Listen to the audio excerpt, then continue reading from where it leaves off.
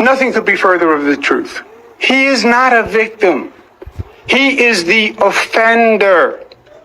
This entire campaign, he has been dividing and attacking and offending different New York groups.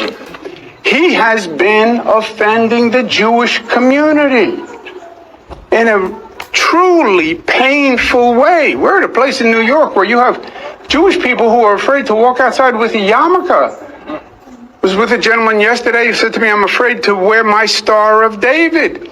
And Zoran has actually exacerbated that pain and fear. When he will not denounce globalize the Intifada. Globalize the Intifada means kill all Jewish people. That's what it means. As harsh as it sounds. Now imagine if somebody said, kill all Italian people, kill all black people.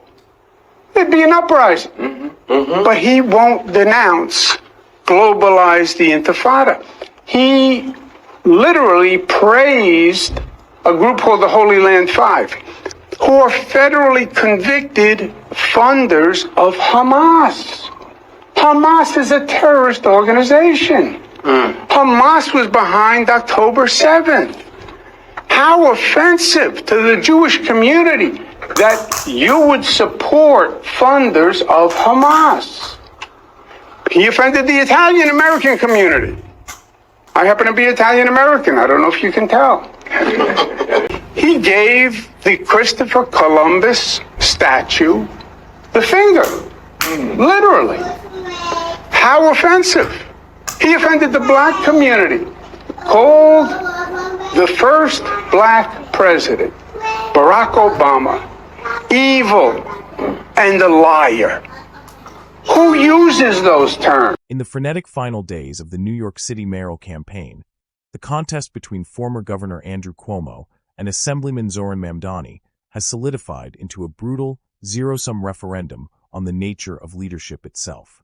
It is a confrontation that pits two powerful political philosophies, the irreplaceable value of executive experience versus the non-negotiable demand for moral integrity, against one another, with the immediate fate of the city hanging in the balance.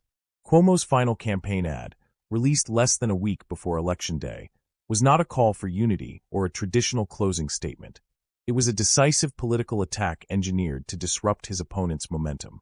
By declaring that candidates who need on-the-job training can't fix it, Cuomo strategically framed the younger man's progressive vision as an existential threat to the city's stability.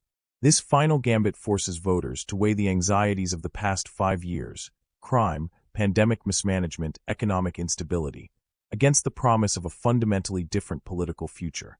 Andrew Cuomo, a political creature forged over 4 decades in New York State politics, has always staked his reputation on his mastery of government mechanics, and his final ad is a textbook application of crisis politics. The core attack line is designed to bypass ideological debates and appeal directly to a visceral, fear-driven desire for stability, invoking the specter of the city's shared traumas. Cuomo explicitly reminds voters that a mayor must be prepared to manage a catastrophe at a moment's notice, referencing terrorist attacks, hurricanes, and pandemics. This appeal instantly raises the stakes above municipal issues and into the realm of life and death security, a terrain where a former governor, capable of mobilizing vast state and federal resources, holds a commanding narrative advantage.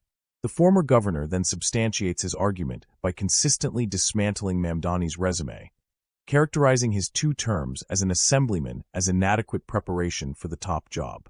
By emphasizing Mamdani's thin legislative record and lack of executive history, Cuomo seeks to convince traditional, pragmatic voters that a vote for the Democratic Socialist is an act of civic negligence. There is simply no time for on-the-job training. In contrast to this critique, Cuomo's final ad pivots to a highly traditional, centrist platform built on tangible deliverables, painting a picture of an orderly city he promises to restore.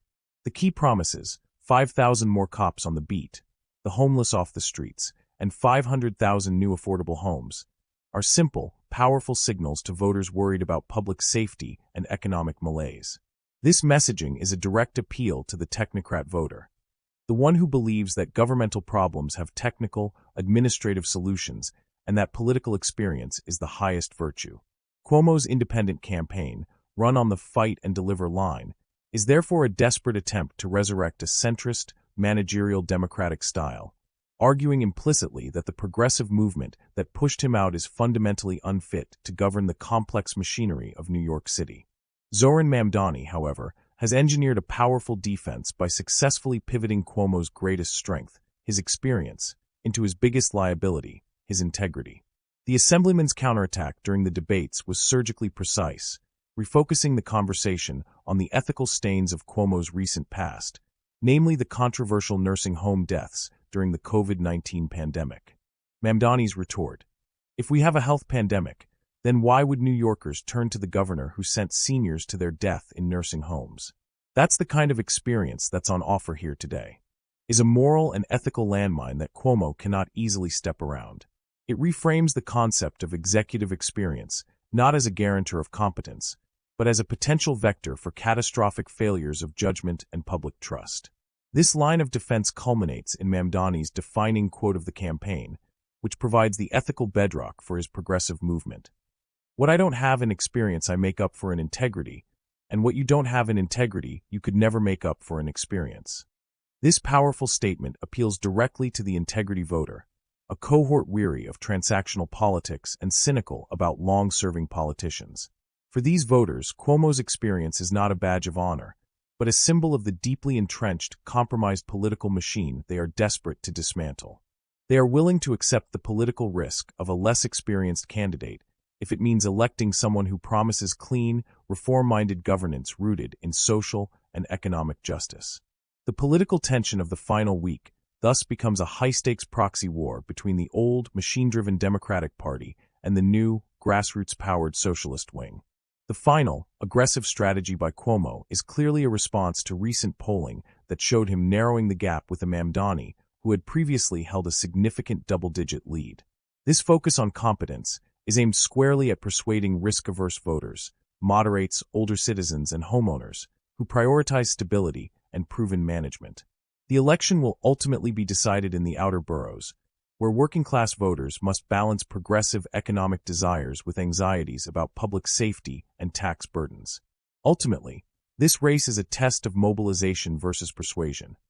Cuomo must persuade a skeptical general public that his unparalleled skill set outweighs his ethical baggage, while Mamdani must mobilize his passionate, but often less reliable progressive coalition to overcome the inherent advantage of name recognition and traditional political power.